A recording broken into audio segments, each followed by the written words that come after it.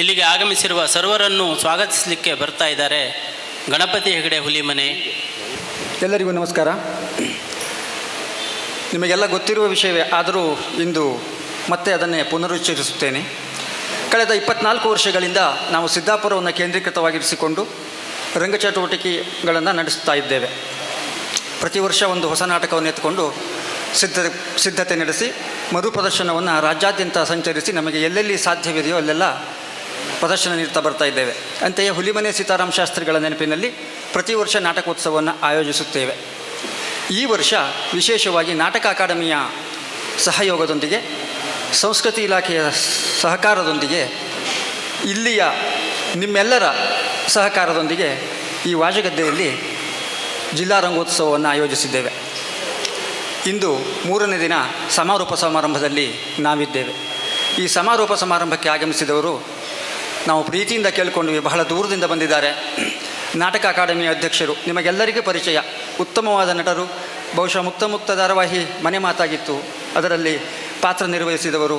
ಇದೀಗ ಅಕಾಡೆಮಿಯ ಅಧ್ಯಕ್ಷರು ಶ್ರೀಯುತ ಡಾಕ್ಟರ್ KV ನಾಗರಾಜಮೂರ್ತಿ ಅವರನ್ನು ನಿಮ್ಮೆಲ್ಲರ ಪರವಾಗಿ ಪ್ರೀತಿಯಿಂದ ಸ್ವಾಗತಿಸ್ತಾ ಇದ್ದೇನೆ. ಜಯಶ್ರೀ ಹೆಗಡೆ ಹುಲಿಮನೆಯವರು ಪುಷ್ಪಗುಚ್ಛವನ್ನು ನೀಡಬೇಕು ಅಂತೇಳಿ ಕೇಳ್ಕೊಳ್ತೀನಿ.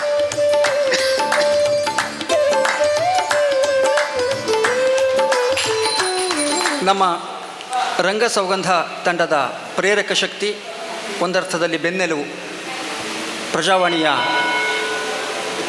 ಸಂಪಾದಕರು, ಬಂಧುಗಳು ಶ್ರೀಯುತ ರವೀಂದ್ರ ಭಟ್ ಐನಕೈ ಅವರನ್ನು ಕೇಳೇ ನಾವುಗಳೆಲ್ಲ ಸೇರಿ ಇಲ್ಲಿ ವಾಜಗದ್ದೆಯಲ್ಲಿ ಈ ಒಂದು ಕಾರ್ಯಕ್ರಮವನ್ನು ಆಯೋಜಿಸಿದ್ದೇವೆ. ಕರೆದಾಗ ಒತ್ತಡದ ನಡುವೆಯೂ ನಿನ್ನೆ ರಾತ್ರಿ 12 ಗಂಟೆಗೆ ದೊಡ್ಡ ಕಾರ್ಯಕ್ರಮವನ್ನು ಮುಗಿಸಿ ಬೆಳಗ್ಗೆ ಮತ್ತೆ ಬೇಗ ಹೊರಟು ಇಲ್ಲಿಗೆ ಬಂದಿದ್ದಾರೆ. ಅವರನ್ನು ಪ್ರೀತಿಯಿಂದ ನಿಮ್ಮೆಲ್ಲರ ಪರವಾಗಿ ಸ್ವಾಗತಿಸ್ತಾ ಇದ್ದೇನೆ. ಪಂಚಮಿ ಹೆಗಡೆ ವಡ್ಡಿನಗದ್ದೆಯವರು ಪುಷ್ಪಗುಚ್ಛವನ್ನು ನೀಡಬೇಕು. ಪತ್ರಕರ್ತ ಸ್ನೇಹಿತರಾದ ಶ್ರೀಯುತ ರಮೇಶ್ ಹೆಗಡೆ ಹಾರ್ಸಿಮನೆಯವರು ಸಿದ್ದಾಪುರ ತಾಲೂಕಾ ಪತ್ರಕರ್ತರ ಸಂಘದ ಅಧ್ಯಕ್ಷರು. ಅವರನ್ನು ಸಹ ಕೇಳಿಕೊಂಡೆ, ಬನ್ನಿ ನಮ್ಮ ಸಮಾರೋಪ ಸಮಾರಂಭದಲ್ಲಿ ನಮ್ಮೊಟ್ಟಿಗಿರಿ ಅಂತ. ಪ್ರೀತಿಯಿಂದ ಅವರು ಒಪ್ಪಿಕೊಂಡು ಬಂದಿದ್ದಾರೆ. ಅವರನ್ನು ಸಹ ನಿಮ್ಮೆಲ್ಲರ ಪರವಾಗಿ ಸ್ವಾಗತಿಸ್ತಾ ಇದ್ದೇನೆ. ರಕ್ಷಿತಾ ಭಟ್ ಲಕ್ಕಿಜೆಡ್ಡಿಯವರು ಪುಷ್ಪಗುಚ್ಛವನ್ನು ನೀಡಬೇಕು. ಇಲ್ಲಿ ತುಂಬ ಸಹಕಾರವನ್ನಿತ್ತು. ಪ್ರತಿಯೊಂದು ಕೆಲಸ ಕಾರ್ಯಗಳನ್ನು ತಾವೇ ವಹಿಸಿಕೊಂಡು ಮಾಡಿದವರು ಗಣಪತಿ ಹೆಗಡೆ ಸೂಳ್ಗಾರವರು ಹಾಗೂ ಇಲ್ಲಿಯ ಎಲ್ಲ ಸಂಗಡಿಗರು. ಅವರೆಲ್ಲರ ಪರವಾಗಿ ದಯಮಾಡಿ ವೇದಿಕೆಯಲ್ಲಿರಿ ಅಂತ ಕೇಳಿಕೊಂಡೆ. ಕೃಷಿಕ ಯುವಕ ಸಂಘದ ಅಧ್ಯಕ್ಷರು ಶ್ರೀಯುತ ಗಣಪತಿ ಹೆಗಡೆ ಸೂಳ್ಗಾರಿಯವರನ್ನು ನಿಮ್ಮೆಲ್ಲರ ಪರವಾಗಿ ಪ್ರೀತಿಯಿಂದ ಸ್ವಾಗತಿಸ್ತೇನೆ. ಸಂಜಯ್ ಭಟ್ ಬೆಳಗಿ ಇವರು ಪುಷ್ಪಗುಚ್ಛವನ್ನು ನೀಡಬೇಕು. ಪತ್ರಕರ್ತ ಸ್ನೇಹಿತರಾದ ಶ್ರೀಯುತ ಹಾಗೂ ಸಾಹಿತಿಗಳು ಗಂಗಾಧರ್ ಕೊಳಗಿಯವರು ಬಂದಿದ್ದಾರೆ. ಅವರನ್ನು ಪ್ರೀತಿಯಿಂದ ಸ್ವಾಗತಿಸ್ತೇನೆ.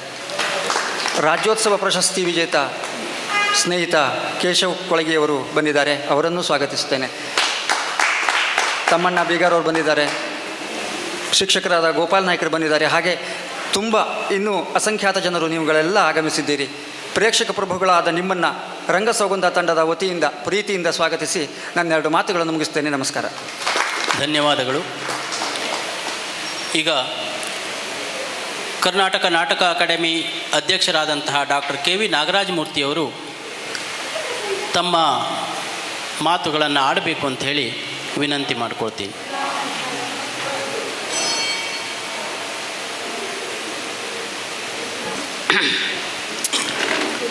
ಇಂದಿನ ಸಮಾರಂಭದಲ್ಲಿ ವೇದಿಕೆಯ ಮೇಲೆ ಆಸೀನರಾಗಿರ್ತಕ್ಕಂಥ ಕರ್ನಾಟಕದ ಹಿರಿಯ ಪತ್ರಕರ್ತರು, ಪ್ರಜಾವಾಣಿಯ ಸಂಪಾದಕರು ಮತ್ತು ಎಲ್ಲದಕ್ಕಿಂತ ಹೆಚ್ಚಾಗಿ ರಂಗಭೂಮಿಯ ಬಗ್ಗೆ ಭಾಳ ದೊಡ್ಡ ಪ್ರೀತಿಯನ್ನು ಇಟ್ಕೊಂಡಿರ್ತಕ್ಕಂಥ ನಮ್ಮೆಲ್ಲರ ಪ್ರೀತಿಯ ಶ್ರೀ ರವೀಂದ್ರ ಭಟ್ ಅವರೇ, ಹಾಗೆಯೇ ಇವತ್ತಿನ ಈ ಕಾರ್ಯಕ್ರಮದಲ್ಲಿ ಆಸೀನರಾಗಿರ್ತಕ್ಕಂಥ ತಾಲೂಕು ಪತ್ರಕರ್ತರ ಸಂಘದ ಅಧ್ಯಕ್ಷ ಆಗಿರ್ತಕ್ಕಂಥ ರಮೇಶ್ ಅವರೇ ಮತ್ತು ದುರ್ಗಾ ವಿನಾಯಕ ಕೃಷಿಕ ಸಂಘದ ಅಧ್ಯಕ್ಷ ಆಗಿರ್ತಕ್ಕಂಥ ಗಣಪತಿ ಹೆಗಡೆ ಅವರೇ ಮತ್ತು ಈ ರಂಗಸೌರಭದ ನಿರ್ದೇಶಕರಾಗಿರ್ತಕ್ಕಂಥ ಸನ್ಮಾನ್ಯ ಗಣಪತಿ ಹೆಗಡೆ ಹುಲಿಮನೆ ಅವರೇ, ಇಲ್ಲಿ ಆಗಮಿಸಿರ್ತಕ್ಕಂಥ ಎಲ್ಲ ರಂಗಾಭಿಮಾನಿಗಳೇ, ಇವತ್ತು ಬಹಳ ಸಂತೋಷ.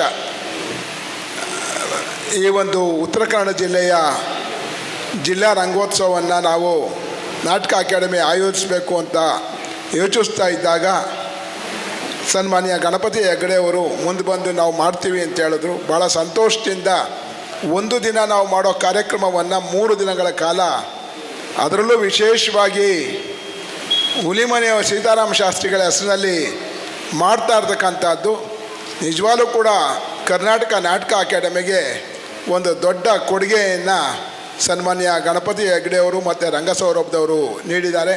ಅವ್ರಿಗೆ ಮೊಟ್ಟ ಮೊದಲನೇದಾಗಿ ನಾನು ಅಭಿನಂದಿಸ್ತಾ ಇದ್ದೇನೆ. ಆತ್ಮೀಯರೇ, ಸನ್ಮಾನ್ಯ ಹುಲಿಮನೆ ಸೀತಾರಾಮ ಶಾಸ್ತ್ರಿಗಳ ಬಗ್ಗೆ ನಿಮಗೆ ಯಾರೇನು ಹೇಳಬೇಕಾಗಿಲ್ಲ. ಯಾಕಂದರೆ ಹುಲಿಮನೆ ಸೀತಾರಾಮ ಶಾಸ್ತ್ರಿಗಳು ಇಡೀ ಕರ್ನಾಟಕದ ಅಷ್ಟೇ ಅಲ್ಲ, ಭಾರತದ ಸಂದರ್ಭದಲ್ಲಿ ಅತ್ಯಂತ ವೈಚಾರಿಕವಾದಂಥ ನಾಟಕಗಳನ್ನು ರಚನೆ ಮಾಡಿದಂಥವರು. ಒಂದು ಕುಗ್ರಾಮದಲ್ಲಿ ಇದ್ಕೊಂಡು ಇಡೀ ಕರ್ನಾಟಕವೇ ತನ್ನೆಡೆಗೆ ತಿರುಗಿ ನೋಡುವಂತಹ ಒಳ್ಳೊಳ್ಳೆ ನಾಟಕ ಮಾಡ್ತಾ ಅಭಿನಯಿಸ್ತಾ ನಿಜವಾಗ್ಲೂ ಕೂಡ ಕನ್ನಡ ರಂಗಭೂಮಿಯನ್ನು ಕಟ್ಟೋದಕ್ಕೆ ಮಹತ್ತರವಾದಂಥ ಕಾಣಿಕೆಯನ್ನು ನೀಡಿದ್ದಾರೆ. ತಮಗೆಲ್ಲ ಗೊತ್ತಿರೋ ಹಾಗೆ ಅವರ ಟಿಪ್ಪು ಸುಲ್ತಾನ್ ಆಗಿರ್ಬೋದು, ವರದಕ್ಷಿಣೆ ನಾಟಕ ಆಗಿರ್ಬೋದು, ಪನ್ನಾ ನಾಯಕಿ ಆಗಿರ್ಬೋದು, ಇವೆಲ್ಲವೂ ಕೂಡ ಈಗಾಗಲೇ ಸಾಕಷ್ಟು ವೃತ್ತಿ ರಂಗಭೂಮಿನಲ್ಲಿ ಹೆಸರು ಮಾಡಿರ್ತಕ್ಕಂಥ ನಾಟಕಗಳು. ನಾನು ಬರುವಾಗ ರವೀಂದ್ರ ಭಟ್ ಅವ್ರ ಹತ್ರ ಹೇಳ್ತಾ ಇದ್ದೆ, CGK ಅಂತ ಭಾಳ ಪ್ರಖ್ಯಾತ ನಿರ್ದೇಶಕರು, ರಂಗ ನಿರ್ದೇಶಕರು, ಒಡಲಾಳ ಇವನ್ನೆಲ್ಲ ನಿರ್ದೇಶನ ಮಾಡಿದಂಥವ್ರು. ಉಮಾಶ್ರೀ ಅವ್ರನ್ನ ಆ್ಯಕ್ಚುಲಾಗಿ ರಂಗದ ಮೇಲೆ ಭಾಳ ಯಶಸ್ವಿಯಾಗಿ ತಂದು ಇವತ್ತು ಕರ್ನಾಟಕದಲ್ಲೇ ಉಮಾಶ್ರೀ ಇದ್ದಾರೆ ಅಂದರೆ ಅದಕ್ಕೆ CGK ಅವರ ಕಾಣಿಕೆ ಭಾಳ ದೊಡ್ಡದು, ಒಡಲಾಳದ ಮೂಲಕ. ಅಂಥ ಒಬ್ಬ ನಿರ್ದೇಶಕರು ಕನ್ನಡದ ಬಹು ಪ್ರಖ್ಯಾತವಾದಂಥ ಕವಿ ಎಚ್ ಶಿವಪ್ರಕಾಶ್ ಅವರ ಹತ್ರ ಟಿಪ್ಪು ಸುಲ್ತಾನ್ ಬಗ್ಗೆ ನಾಟಕವನ್ನು ಬರೆಸ್ತಾ ಇರೋ ಸಂದರ್ಭದಲ್ಲಿ ನಾನು ಕೂಡ ಅವ್ರ ಜೊತೆಯಲ್ಲಿ ಕೆಲಸ ಮಾಡ್ತಿದ್ದೆ. ಆಗ RD ಕಾಮತ್ರ ಒಂದು ನಾಟಕ, ಟಿಪ್ಪು ಸುಲ್ತಾನ್ ನಾಟಕವನ್ನು ಓದಿ ಭಾಳ ಚೆನ್ನಾಗಿದೆ, ಇದನ್ನು ನೋಡಿ ರೆಫರ್ ಮಾಡ್ಬೋದು ಅಂತ ನಾನು ಶಿವಪ್ರಕಾಶ್ ಕೇಳಿದಾಗ ಅವ್ರು ಹೇಳಿದ್ರು, ಈ ನಾಟಕ ಏನು ನೋಡ್ತೀರಿ, ಹುಲಿಮನೆ ಸೀತಾರಾಮ ಶಾಸ್ತ್ರಿಗಳ ನಾಟಕದ ಅನೇಕ ಅಂಶಗಳನ್ನ ಕದ್ದು ಕುದಿಚೌರ್ಯ ಮಾಡಿರ್ತಕ್ಕಂಥ ನಾಟಕ ಹುಲಿಮನೆ ಅವ್ರದ್ದು, ಇವ್ರದ್ದು RD ಕಾಮತ್ರದು. ನಿಜವಾಗ್ಲೂ ಕೂಡ ಟಿಪ್ಪು ಸುಲ್ತಾನ್ರ ಬಗ್ಗೆ ಒಂದು ಸಂಶೋಧನಾತ್ಮಕ ನಾಟಕ ಅಂತ ಅಂದರೆ ಅದು ಹುಲಿಮನೆ ಸೀತಾರಾಮ ಶಾಸ್ತ್ರಿಗಳ ನಾಟಕ ಅಂತ ಶಿವಪ್ರಕಾಶ್ ಅವರು ಹೇಳೋರು. ಅಂತಹ ಒಂದು ಮಹತ್ವದ ನಾಟಕಕಾರರು. ಇವತ್ತು ಪರಿಸ್ಥಿತಿ ಬೇರೆ ಥರ ಇದೆ. ನಾವು ಟಿಪ್ಪು ಸುಲ್ತಾನ್ ನಾಟಕ ಮಾಡ್ತೀವಿ ಅಂದ್ರೇ ಜನ ಬೇರೆ ಥರ ಅಂತಾರೆ. ಆದರೆ ಟಿಪ್ಪು ಸುಲ್ತಾನ್ ಕೊಟ್ಟಿರ್ತಕ್ಕಂಥ ಕಾಣಿಕೆಗಳನ್ನು, ಟಿಪ್ಪು ಸುಲ್ತಾನ್ ಇಡೀ ತನ್ನ ಜೀವಮಾನದಲ್ಲಿ ನಡೆದು ಬಂದ ದಾರಿಗಳನ್ನು ನಾವು ಆ ಸಂದರ್ಭದಲ್ಲಿ ನೋಡಿದ ಬೇರೆ ರೀತಿಯಾಗಿ ನೋಡಬೇಕಾಗುತ್ತೆ. ಅದನ್ನು ಸೀತಾರಾಮ ಶಾಸ್ತ್ರಿಗಳು ಸುಮಾರು 75 ವರ್ಷಗಳ ಹಿಂದೆಯೇ ನಾವು ಮುಂದೆ ಕಟ್ಕೊಟ್ಟಿದ್ದಾರೆ.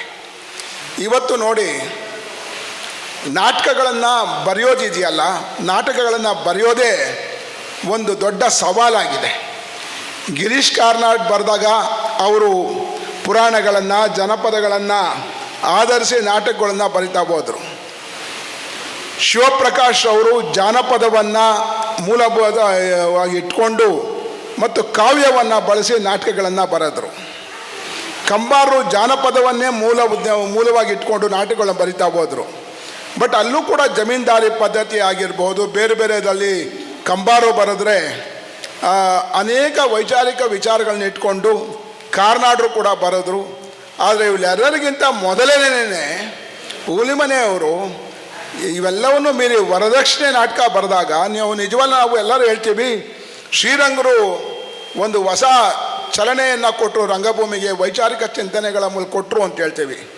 ಆದರೆ ವೃತ್ತಿ ರಂಗಭೂಮಿಯ ನಾಟಕಗಳಲ್ಲಿ ನಾವು ಮುಖ್ಯವಾಗಿ ಗಮನಿಸಬೇಕಾಗಿರ್ತಕ್ಕಂಥದ್ದು, ಒಂದೆಡೆ ದಕ್ಷಿಣ ಕರ್ನಾಟಕದಲ್ಲಿ ಅಂದರೆ ಹಳೆ ಮೈಸೂರು ಭಾಗದಲ್ಲಿ ಪುಟ್ಸ್ವಾಮಯ್ಯನವರು, ಇವತ್ತಿನ ಪ್ರಜಾವಾಣಿಯ ಮೊದಲ ಸಂಪಾದಕರು, ಪುಟ್ಸ್ವಾಮಯ್ಯನವರು ಕುರುಕ್ಷೇತ್ರ ನಾಟಕವನ್ನು, ಬೆಳ್ಳಾವೆ ನರಹರಿ ಶಾಸ್ತ್ರಿಗಳು ಸಂಪೂರ್ಣ ರಾಮಾಯಣ ನಾಟಕವನ್ನು, ಕನ್ಗಲ್ ಹನುಮಂತರಾಯರು ರಕ್ತರಾತ್ರಿ ಮತ್ತು ಹೇಮರೆಡ್ಡಿ ಮಲ್ಲಮ್ಮವನ್ನು, ಇಂತಹ ನಾಟಕಗಳನ್ನು ಬರೆದು ಒಂದು ರೀತಿಯಾಗಿ ಒಂದು ಹೊಸ ಆಲೋಚನೆಗಳನ್ನು ಜನಗಳಲ್ಲಿ ಬಿತ್ತೋ ಸಂದರ್ಭದಲ್ಲೇನೇ ಹುಲಿಮನೆ ಸೀತಾರಾಮ ಶಾಸ್ತ್ರಿಗಳು ಭಾಳ ಅದ್ಭುತವಾಗಿ ಈ ದೇಶದ ಪುರಾಣಗಳನ್ನು ಅವಲಂಬಿಸಲಿಲ್ಲ, ಜಾನಪದವನ್ನು ಅವಲಂಬಿಸಲಿಲ್ಲ, ಆದರೆ ಇತಿಹಾಸವನ್ನು ಅವಲಂಬಿಸಿ ಮತ್ತು ಪ್ರಸ್ತುತ ಸಮಸ್ಯೆಗಳನ್ನು ಇಟ್ಕೊಂಡು ವರದಕ್ಷಿಣೆ ಅಂತ ನಾಟಕ, ಟಿಪ್ಪು ಸುಲ್ತಾನ್ ಅಂತ ನಾಟಕಗಳನ್ನ ಬರೆದು ಕರ್ನಾಟಕ ಜನರಿಗೆ ಅರಿವನ್ನು ಮೂಡಿಸುವಂಥ ಕೆಲಸವನ್ನು ಮಾಡಿದಂಥ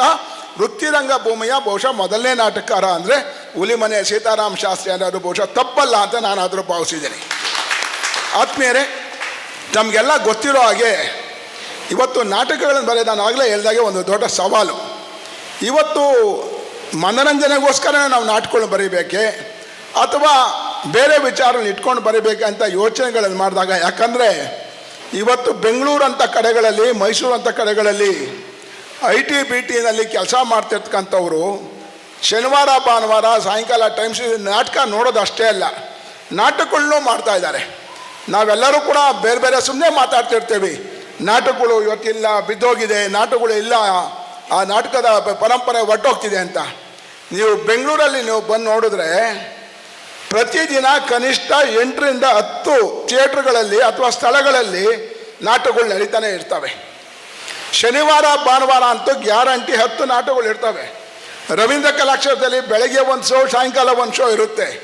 ರಂಗಶಂಕರದಲ್ಲಿ ಶೋ ಇರ್ತದೆ, ಕಲಾಗ್ರಾಮದಲ್ಲಿ ಶೋ ಇರ್ತದೆ, ಸೇವಾಸನದಲ್ಲಿ ಶೋ ಇರ್ತದೆ, ಪ್ರಭಾತ್ ಥಿಯೇಟ್ರ್ನಲ್ಲಿ ಶೋ ಇರುತ್ತೆ. ಹೀಗೆ ನಾಟಕಗಳು ನಡೀತಾ ಇರ್ತವೆ. ಮೈಸೂರಿನಲ್ಲೂ ಅಷ್ಟೇ 3-4 ರಂಗಮಂದಿರಗಳು ಇರ್ತದೆ. ಶಿವಮೊಗ್ಗದಲ್ಲಿ ರಂಗಮಂದಿರಗಳಲ್ಲಿ ಯಾವಾಗಲೂ ಕೂಡ ನಾಟಕಗಳು ಇದ್ದೇ ಇರ್ತವೆ. ನಾಟಕ ಯಾವತ್ತೂ ಕೂಡ ನಿಂತಿಲ್ಲ. ಆದರೆ ನಾಟಕವನ್ನು ನೋಡ್ತಕ್ಕಂಥವ್ರು ಅಭಿರುಚಿ ಬದಲಾಗ್ತಾ ಇದೆ. ನಾವು IT-BT ಅವ್ರದ್ದು ಅವೆಲ್ಲ ಉಲ್ಲೇಖ ಮಾಡಿದೆ. ಅವರು ನಾಟಕಗಳನ್ನ ಏನು ಮಾಡ್ತಾರೆ, ನಾಟಕಕ್ಕೋಸ್ಕರ ಒಂದು ನಾಟಕ ಮಾಡ್ತಾ ಇದ್ದಾರೆ. ಆಯ್ಕೆಗಳು ಅವರು ನಿಜವಾಗ್ಲೂ ಕೂಡ ಒಳ್ಳೆಯ ಆಯ್ಕೆಗಳನ್ನು ಮಾಡಿಕೊಂಡು ನಾಟಕವನ್ನು ಮಾಡುವಂಥ ಸಂದರ್ಭ ಇದಾಗಿದೆ. ಇವತ್ತು ಎಂದಿಗಿಂತಲೂ ಕೂಡ ಸಮಸ್ಯೆಗಳು ಜಾಸ್ತಿ ಇದ್ದಾವೆ. ರಂಗಭೂಮಿ ಅಂತಕ್ಕಂಥದ್ದು ಒಂದು ಅರಿವನ್ನು ಮೂಡ್ತಕ್ಕಂಥ ಒಂದು ಪ್ರಧಾನವಾದಂಥ ಪ್ರಬಲವಾದಂಥ ಮಾಧ್ಯಮ.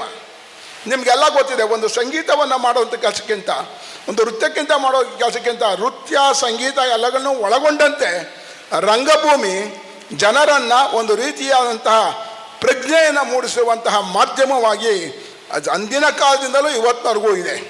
ಸ್ವಾತಂತ್ರ್ಯದ ಸಂದರ್ಭದಲ್ಲಿ ಹುಲಿಮನೆ ಸೀತಾರಾಮ ಶಾಸ್ತ್ರಿಯವರು ನಾಟಕವನ್ನು ಬರೆದಾಗ ನಿಜವಾಗ್ಲೂ ಕೂಡ ಅವತ್ತಿನ ಬ್ರಿಟಿಷ್ ಸರ್ಕಾರ ಅದನ್ನು ಪ್ರತಿನಿಧಿಸಬೇಕು, ಅದನ್ನು ನಿಲ್ಲಿಸಬೇಕು, ನಿಷೇಧಿಸಬೇಕು ಅಂತ ಭಾಳಷ್ಟು ಯೋಚನೆ ಮಾಡ್ತಾಯಿತ್ತು ಟಿಪ್ಪು ಸುಲ್ತಾನ್ ನಾಟಕವನ್ನು. ಆದರೆ ಅದನ್ನು ಕಣ್ಣು ತಪ್ಪಿಸಿ ಹುಲಿಮನೆ ಸೀತಾರಾಮ ಶಾಸ್ತ್ರಿಗಳು ಅನೇಕ ಕಡೆ ಆ ನಾಟಕವನ್ನು ಮಾಡಿರ್ತಕ್ಕಂಥ ನಿದರ್ಶನಗಳು ಕೂಡ ನಮ್ಮ ಕಣ್ಣು ಮುಂದೆ ಇದ್ದಾವೆ. ಅಂದರೆ ನಾಟಕ ಅಂತಕ್ಕಂಥದ್ದು ಕೇವಲ ಒಂದು ಮನೋರಂಜನೆ ಮಾಧ್ಯಮ ಮಾತ್ರ ಅಲ್ಲ, ಜನರನ್ನು ವ್ಯವಸ್ಥೆಯ ಎಲ್ಲ ಸಂದರ್ಭದಲ್ಲಿ ಕೂಡ ವ್ಯವಸ್ಥೆಯ ಕೆಟ್ಟತನ ಮತ್ತು ಅಲ್ಲಿರ್ತಕ್ಕಂಥ ಅನೇಕ ಸಮಸ್ಯೆಗಳನ್ನು ಪ್ರತಿಬಿಂಬಿಸುವಂತಹ, ವಿಡಂಬಿಸುವಂತಹ ಅಥವಾ ಆ ವ್ಯವಸ್ಥೆಗಳಿಗೆ ಒಂದು ಎಚ್ಚರಿಕೆಯನ್ನು ಕೊಡುವಂತಹ ಮಾಧ್ಯಮವಾಗಿ ನಾವು ಮುಂದೆ ರೂಪುಗೊಂಡಿದೆ. ಇವತ್ತು ನೀವು ನೋಡ್ತಾ ಇದ್ದೀರಿ, ನಮಗೆ ಇವತ್ತಂತೂ ಇನ್ನೂ ಜಾಸ್ತಿ ಸಮಸ್ಯೆಗಳಿದ್ದಾವೆ. ಮೊದಲಾದರೂ ಕೆಲವು ಕಡೆಗಳಲ್ಲಿ ನಾವು ಸಣ್ಣ ಸಣ್ಣ ಇದು ವರದಕ್ಷಿಣೆ ಸಮಸ್ಯೆ, ಬೇರೆ ಬೇರೆ ಸಮಸ್ಯೆಗಳು ನೋಡ್ತಿದ್ವಿ. ಆದರೆ ಇವತ್ತು ಕೋಮು ಸೌಹಾರ್ದತೆಯನ್ನು ಕೆಡಿಸುವಂತಹ ಅನೇಕ, ಯಾಕಂದರೆ ಇಡೀ ಭಾರತ ಮಹಾತ್ಮ ಗಾಂಧೀಜಿಯವರ ಹೋರಾಟದ ಸಂದರ್ಭದಿಂದ ಇವತ್ತಿನವರೆಗೂ, ಬಸವಣ್ಣನ ಕಾಲದಿಂದ ಇವತ್ತಿನವರೆಗೂ ಒಂದು ಸೌಹಾರ್ದ ಕರ್ನಾಟಕವಾಗಿ ರೂಪುಗೊಂಡಿರ್ತಕ್ಕಂಥದ್ದು.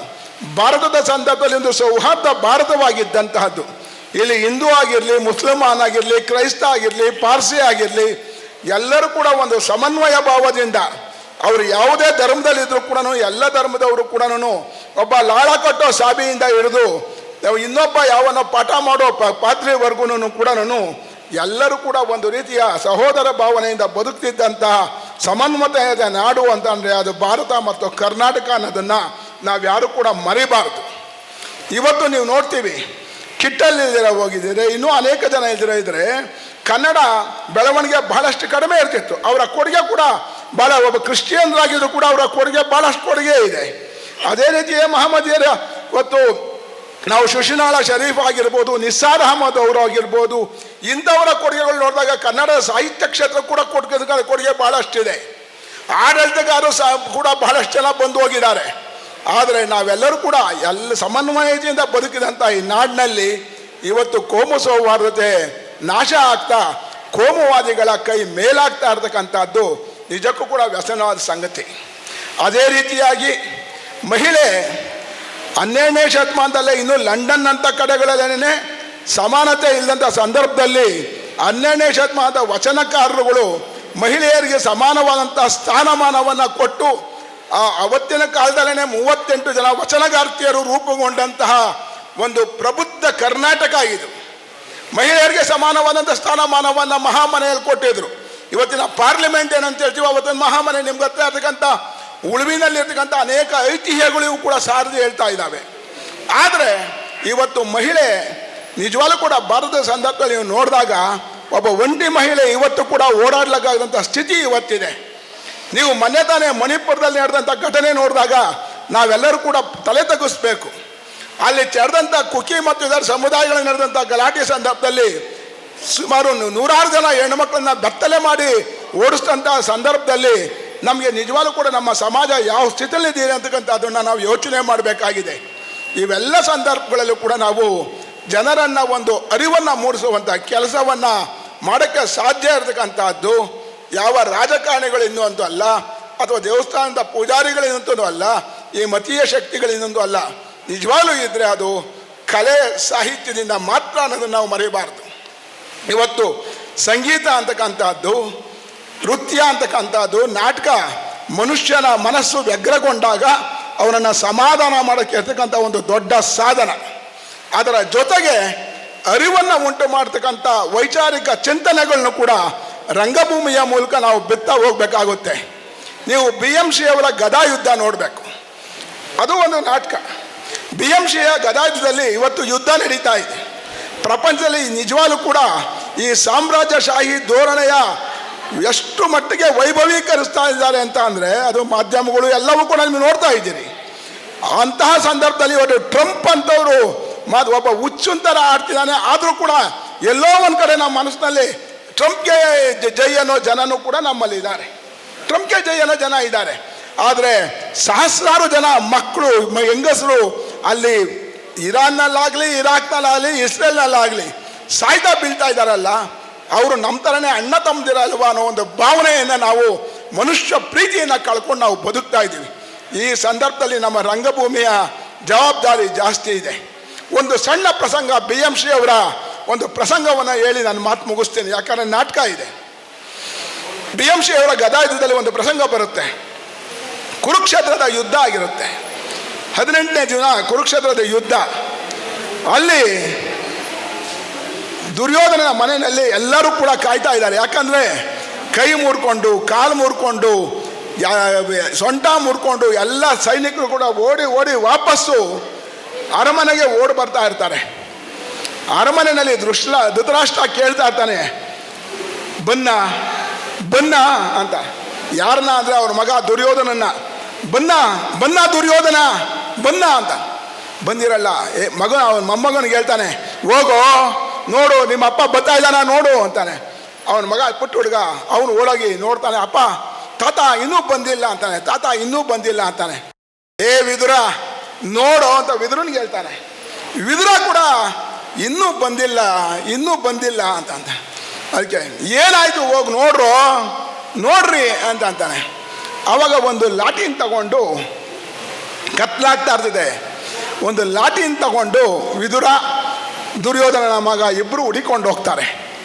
ರಣರಂಗಕ್ಕೆ ಹೋಗ್ತಾರೆ. ರಣರಂಗದಲ್ಲಿ ಆಗಲೇ ಕತ್ಲಾಗ್ತಾ ಇದೆ. ಮೇಲ್ಗಡೆ ಹದ್ದು ಕಾಗೆಗಳೆಲ್ಲ ಅಲ್ಲಿ ಬಿದ್ದಿದಾರಲ್ಲ ಸೈನಿಕರು. ಪಾಪ ಯುದ್ಧ ಮಾಡಿದವ್ರು ಯಾರೋ ಅಲ್ಲಿ ನಿಮ್ಮಂಥ ಬಡಪಾಯಿ ಸೈನಿಕರು ಬಿದ್ದಿದ್ರಲ್ಲ, ಆ ಬಿದ್ದಿರೋರನ್ನ ಆ ಹದ್ದು ಕಾಗೆಗಳು ಇನ್ನೂ ಅರ್ಧ ಸತ್ತಿರ್ತಾರೆ. ಅವ್ರನ್ನೂ ಕೂಡ ಕುಕ್ಕಿ ಕುಕ್ಕಿ ಕುಕ್ಕಿ ಕುಕ್ಕಿ ಚಿಂತಾ ಇರ್ತವೆ. ಎಂಥ ಪರಿಸ್ಥಿತಿ ಇರಬೇಕದು. ಒಬ್ಬ ಬದುಕಿರುವ ಮನುಷ್ಯನನ್ನ ಕಾಯಗಳು ಹದ್ದುಗಳು ಕುಕ್ಕಿ ಕುಕ್ಕಿ ಚಿಂತಾ ಇದ್ದಾವೆ ಅಂತ ಅಂದರೆ ನೀವು ಯೋಚನೆ ಮಾಡಿ ಅವನ ಸ್ಥಿತಿ ಏನಾಗಿರಬೇಡ. ಇಂಥ ಸ್ಥಿತಿನಲ್ಲಿ ಆ ರಣರಂಗಕ್ಕೆ ದುರ್ಯೋಧನನ ಮಗ ವಿದುರ ಇಬ್ಬರು ಬರ್ತಾರೆ. ಮಗನಿಗೆ ನೋಡ್ತಾನೆ, ಬೆಚ್ಚಿ ಬಿದ್ದು ಬಿಡ್ತಾನೆ. ಆ ಪುಟ್ಟ ಹುಡುಗ ಯಾವತ್ತೂ ರಂಗಕ್ಕೆ ಹೋದವಂತನು.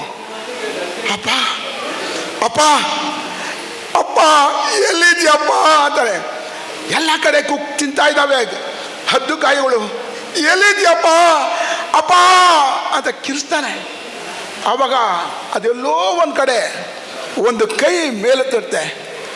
ಇಲ್ಲಿದ್ದೀನಿ ಮಗನೇ, ಇಲ್ಲಿದ್ದೀನಿ ಅಂತ ಕೂಗ್ದಂಗೆ ಆಗುತ್ತೆ. ವಿದುರ ನೋಡ್ತಾನೆ, ಹೌದು ಅದು ದುರ್ಯೋಧನನ ಕೂಗು. ದುರ್ಯೋಧನನ ಕೂಗು ಅಂದ್ಬಿಟ್ಟು, ಹೇ ನಡಿ ಅಲ್ಲಿರ್ಬೇಕು ನಿಮ್ಮ ಅಪ್ಪ ಅಂತ ಕರ್ಕೊಂಡು ಓಡ್ತಾನೆ ಅಲ್ಲಿಗೆ. ಹೋಗಿ ನೋಡ್ತಾರೆ, ರಕ್ತದ ಮಡುವಿನಲ್ಲಿ ದುರ್ಯೋಧನ ಬಿದ್ದಿದ್ದಾನೆ. ತಕ್ಷಣ ಓಡೋಗ್ತಾನೆ.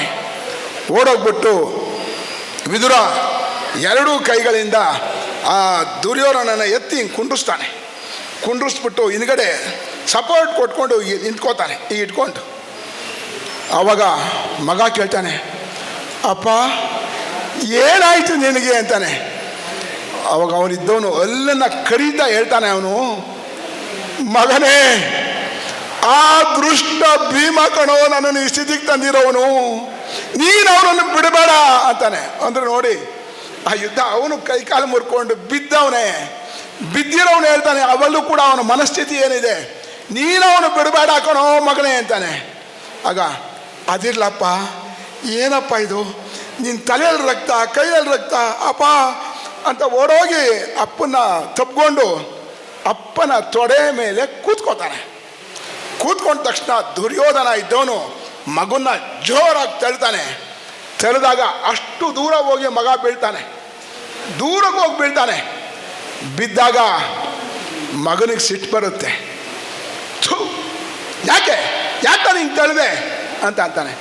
ಅದಕ್ಕೆ ಮಗನೇ ಮಗನೇ ಅಂತ, ಅಲ್ಲಪ್ಪ ಯಾಕಪ್ಪ ನಾನು ತಳ್ಳಿದೆ ಅಂತ ಎಲ್ಲ ಮೈಯೆಲ್ಲ ಕೊಡ್ಕೊಂಡು ಬರ್ತಾನೆ ಹತ್ರ. ಮಗನೇ ನನ್ನ ತೊಡೆನ, ಅಕ್ಕ ನಾವು ತೊಡೆ ಮೇಲೆ ಕೂತ್ಕೊಳಕ್ಕೆ ಹೋಗಿರ್ತಾನೆ, ನನ್ನ ತೊಡೆನ ಭೀಮ ಮುರಿದಾಕ್ಬಿಟ್ಟು ಅವನು ಕಣೋ ಅಂತಾನೆ.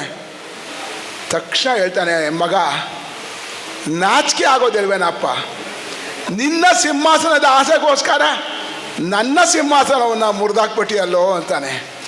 ಅಂದರೆ ಎಲ್ಲ ತಂದೆ ತಾಯಿಗಳಿಗೆ ಮಕ್ಕಳಿಗೆ ತಂದೆ ಅಥವಾ ತಾಯಿಯ ತೊಡೆನೇ ಮಕ್ಕಳಿಗೆ ಸಿಂಹಾಸನ. ನಾವು ನಮ್ಮ ದೃಷ್ಟತನಕ್ಕೋಸ್ಕರ, ನಮ್ಮ ಮನಸ್ಸಿನ ಆಸೆಗಳಿಗೋಸ್ಕರ ಅಂತಹ ನೂರಾರು ಸಾವಿರಾರು ಮಕ್ಕಳ ತೊಡೆಗಳನ್ನು, ಸಿಂಹಾಸನಗಳನ್ನು ಮುರಿದಿದ್ದೀವಿ. ಇವತ್ತು ಕೂಡ ರಾಜ ಮಹಾರಾಜರುಗಳು ಮಾಡಿದ್ರು, ಅದೇ ರೀತಿ ಇವತ್ತು ರಾಜಕಾರಣಿಗಳು ಮಾಡ್ತಾನೆ. ಒಬ್ಬ ಟ್ರಂಪ್ ಮಾಡ್ತಾನೆ, ಒಬ್ಬ ಇರಾನವನು ಮಾಡ್ತಾನೆ. ನಮ್ಮ ದೇಶದಲ್ಲೂ ಕಡಿಮೆ ಇಲ್ಲ.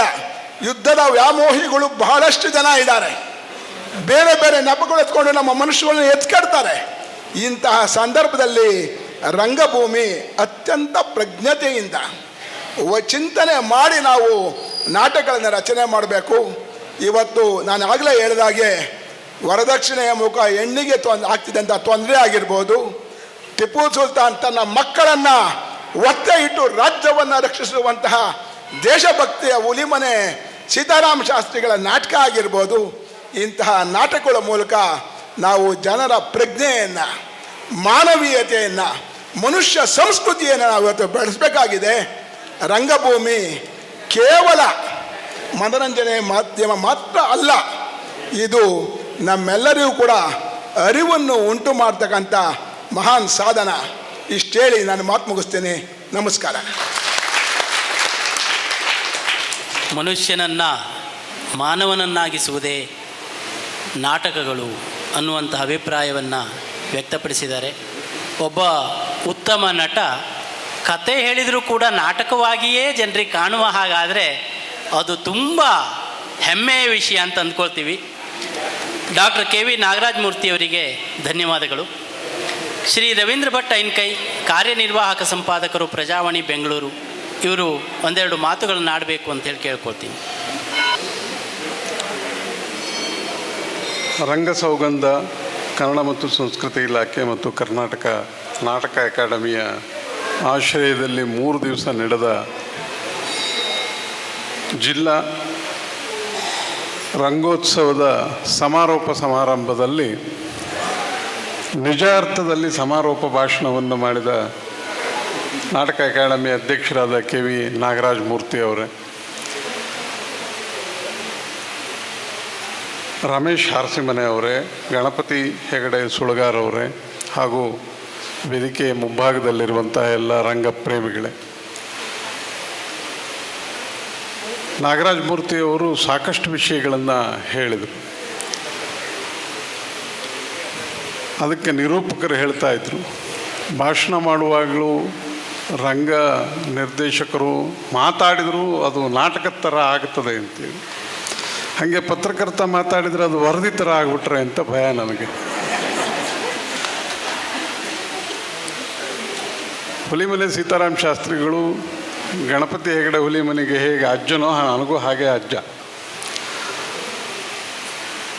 ಅವರ ರಂಗದಲ್ಲಿ ಅವರ ನಾಟಕವನ್ನು ನೋಡಲಿಲ್ಲ ನಾನು, ಆದರೆ ಮನೆಯಲ್ಲಿ ಬಹಳ ಅದ್ಭುತವಾದ ನಾಟಕಗಳನ್ನೆಲ್ಲ ನೋಡಿದ್ದೇನೆ. ನಮ್ಮ ಮನೆಯಲ್ಲಿ ಸಿದ್ದಾಪುರದಲ್ಲಿ ನಮ್ಮ ಮನೆ ಇದ್ದಾಗ ನನ್ನ ತಂದೆ NK ಶಾಸ್ತ್ರಿಗಳು ಜ್ಯೋತಿಷ್ಯದಲ್ಲಿ ಸ್ವಲ್ಪ ಹೆಸರು ಮಾಡಿದವರು.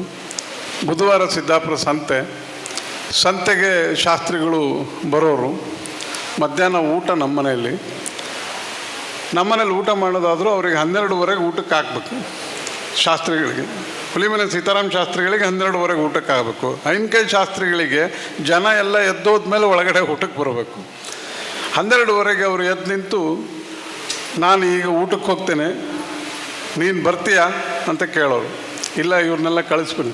ಆಯಿತು, ಅವ್ರದ್ದೆಲ್ಲ ಶ್ರಾದ್ದ ಮಾಡೇ ಬಾ ನೀನು ಅಂತ ಹೇಳೋರು.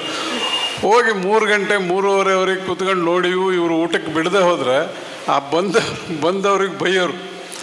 ನಿಮಗೇನು ಅರ್ಥನೇ ಆಗಲ್ವೇನ್ರಿ, ಆ ಮನುಷ್ಯ ಆವಾಗಿಂದ ಬೆಳಗ್ಗೆಯಿಂದ ಕುತ್ಕೊಂಡೇ ಇದ್ದಾನೆ, ಉಚ್ಚ ಒಯ್ಯೋದಕ್ಕೆ ಸಹಿತ ಕೂಡ ಎದ್ದೋಗಿಲ್ಲ ಅವನು, 3:30 ಆಗಿದೆ, ನೀನು ಎಡಕ್ಕೆ ಕುಚ್ಚ ಇಲ್ಲೋ ಬಲಕ್ಕೆ ಕುಚ್ಚ ಇಲ್ಲೋ ಅಂತ ಅವ್ರ ಹತ್ರ ಕೇಳ್ತಾ ಇದ್ದೀಯಾ, ಹೋಗಿ ನಡೆಯುತ್ತೆ. ಅಂದರೆ ಯಾವ ದಾಕ್ಷಿಣ್ಯ ಇದು ಏನೂ ಇರಲಿಲ್ಲ, ನೇರವಾಗಿ ಹೇಳ್ತಿದ್ರು. ಅಂಥ ವ್ಯಕ್ತಿ ಕೊನೆಯ ಕಾಲದಲ್ಲಿ ಕೂಡ ನಾವು ಅವ್ರ ಜೊತೆಗೆ ಅವರ ಒಡನಾಟದಲ್ಲಿ ಇದ್ವಿ. ನೀವು ಹೇಳ್ದಂಗೆ ಬ್ರಿಟಿಷ್ ಸರ್ಕಾರ ಅದನ್ನು ನಿಷೇಧ ಮಾಡಿತ್ತು. ಟಿಪ್ಪು ಸುಲ್ತಾನ್, ಸೀತಾರಾಮ ಶಾಸ್ತ್ರಿಯವರು ಟಿಪ್ಪು ಸುಲ್ತಾನ್ ಪಾತ್ರದಲ್ಲಿ ಪಾಲ್ಗೊಳ್ಳೋದಲ್ಲ ಅಂತ ಹೇಳಿ ನಿಷೇಧವನ್ನು ಮಾಡಿತ್ತು. ಅದು ನಿಷೇಧ ಆಗಿ ಸರ್ಕಾರ ಬಂದಮೇಲೆ, ನಮಗೆ ಸ್ವಾತಂತ್ರ್ಯ ಬಂದಮೇಲೆ ಅವರು ಹಿಂದಿಯಲ್ಲಿ ಆ ನಾಟಕವನ್ನು ಡೆಲ್ಲಿಲಿ ಮಾಡ್ತಾರೆ. ಆ ಕಾರಣಕ್ಕಾಗಿ ರಾಜೇಂದ್ರ ಪ್ರಸಾದ್ ಅವರು ಅವರಿಗೆ ರಾಷ್ಟ್ರ ಪ್ರಶಸ್ತಿಯನ್ನು ಕೊಟ್ಟು ಗೌರವಿಸೋದು. ನನಗೆ ಭಾಳ ನಮ್ಮ ಕೋವಿಡ್ ಕಾಲದ ನಂತರ ರಂಗಭೂಮಿಗೆ ಜನ ಸ್ವಲ್ಪ ಜಾಸ್ತಿ ಬರ್ತಾ ಇದ್ದಾರೆ. ನನಗೆ ಏನು ಅನ್ನಿಸ್ತದೆ ಅಂತಂದರೆ, ನಮಗೆಲ್ಲರಿಗೂ, ನಮ್ಮಲ್ಲಿ ಎಲ್ಲರಲ್ಲೂ ನಾಟಕ ಇದೆ, ನಾವೆಲ್ಲರೂ ಕಲಾವಿದರೆ, ಮನೆಯಲ್ಲಿ, ಹೊರಗೆ, ವ್ಯಾಪಾರದಲ್ಲಿ, ಉದ್ಯೋಗದಲ್ಲಿ ಎಲ್ಲ ಕಡೆಗೆ ನಾಟಕ ಮಾಡೇ ಮಾಡ್ತೀವಿ ನಾವು. ಹಾಗಾಗಿ ಸ್ವಲ್ಪ ನಮಗೆ ನಾಟಕದ ಬಗ್ಗೆ ಹೆಚ್ಚು ಆಸಕ್ತಿ ಕೂಡ ಇರುತ್ತೆ. ನಿಜವಾದ ನಾಟಕದ ಬಣ್ಣ ಅರ್ಥ ಆಗಿದ್ದು ಕೋವಿಡ್ ಕಾಲದಲ್ಲಿ, ಹಾಗಾಗಿ ಹೆಚ್ಚು ರಂಗಭೂಮಿಗೆ ಜನ ಬರ್ತಾ ಇದ್ದಾರೆ ಅಂತ ಅಂದ್ಕೊಂಡಿದ್ದೇನೆ ನಾನು. ಇನ್ನೊಂದು ನನಗೆ ಭಾಳ ಆಶ್ಚರ್ಯ ಏನು ಅಂದರೆ, ಈ ಕೃಷಿ ಭೂಮಿಗೂ ರಂಗಭೂಮಿಗೂ ಭಾಳ ಸಾಮ್ಯತೆ ಇದೆ ಅಂತ ಅಂದ್ಕೊಳ್ತೇನೆ.